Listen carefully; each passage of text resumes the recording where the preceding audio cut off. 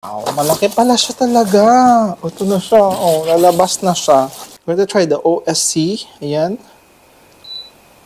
Yan. Rotation pala siya from left to right.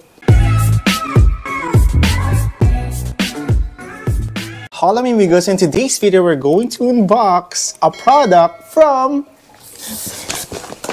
Asahi. No further ado, let's get into the unboxing.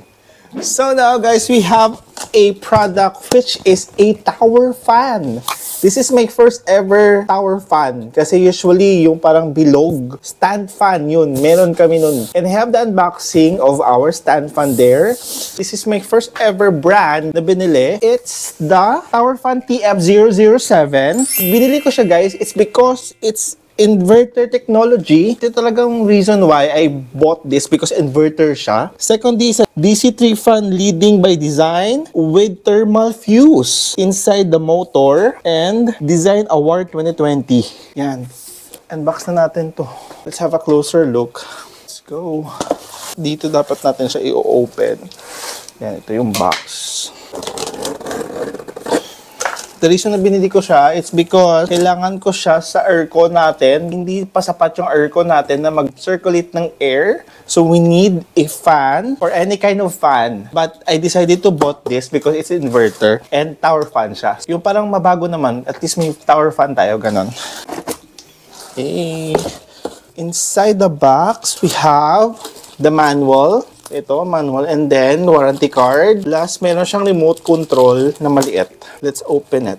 Diba? Grabe yung, ano ko ngayon, oh. Grabe yung sweat na naman ako kahit may aircon tayo dito kasi kailangan talaga natin ng direct air. So, that's why we bought this. And then we have our little remote control. Ito siya, meron siyang kasamang battery. Ito yung remote control niya, guys. On and off bottom, OSC, speed, minus, plus. We have the preset timer, the mode, ion. Meron siyang ion, guys, and then mute.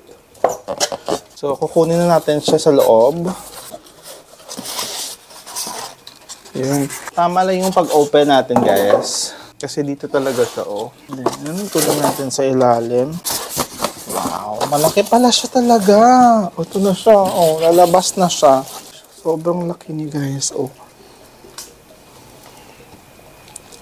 Mga 3 feet tall. Ito pala siya. Ayan. Meron siyang parang stand dyan. Ayan natin siya dito. Wala nang laman sa loob. Thermo chest na lang. Set aside natin to. Kukunin natin siya dito. O-open. Yan. So, eto na siya guys. Here's the final look. So, start tayo dito. Ayan. On and off. Plus minus. Ito yung OSC na nakalagay dito. Rotation. Meron ditong indication. Ion, sleep. And then, ayan, may 3 timer. And then we have 2, 4, 6, 8 lights. So, ayan na siya guys. Meron siyang 5-year warranty on the motor. Save up to 50% electric bill. Ayan. Ayan siya. Ito yung wire niya guys. Ayan.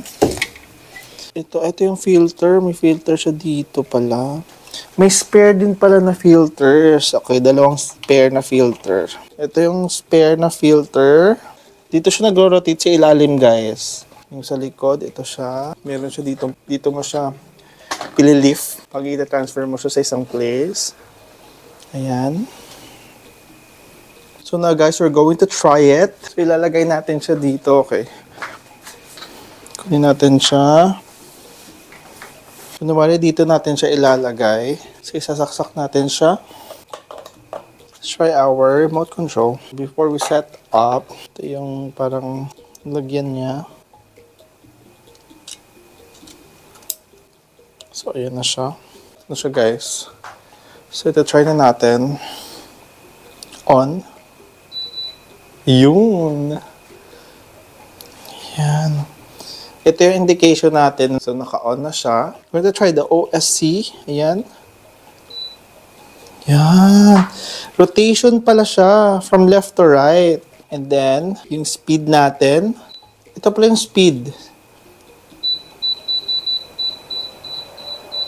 1, 2, 3, 4, 5, 6, 7, 8. 8 speed. Ayan. Yan yung 8 speed natin. Oh. And then, meron siyang preset timer. Then, may mode. So, sa ion, i-on natin yung ion. And then, meron siyang mute. Walang mute kasi grabe talaga yung fan. Okay. Mode. Yung mode natin, ayan. Yung 3. May 3 tayo. Ito yung 3. Second, siguro number 1 yan. Second, sleep. And then, yung preset natin na 8 speed. Yan. Okay na siya, guys. Oh my God. Ang init. So, walang iron muna. Walang OS. Diyan ka lang. Dito ka lang. Okay. And as I rate this, is like 10 out of 10. Kasi, wala naman akong maano sa kanya. Maganda talaga siya, guys. Promise. Yan, dito pala siya nag-spin. Magagamit natin kasi pangdagdag doon sa AC natin. Kasi malayo ako dito, nasa last part ako dyan eh. So, kailangan natin talaga ng extra boost sa atin AC, which is our tower fan from Asahi.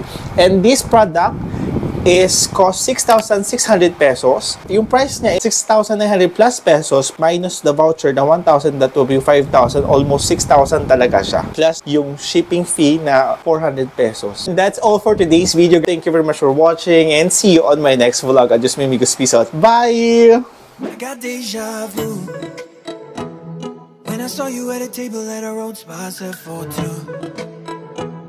With that look in your eye when you smile like you always do. But this time it wasn't me that was sitting there next to you.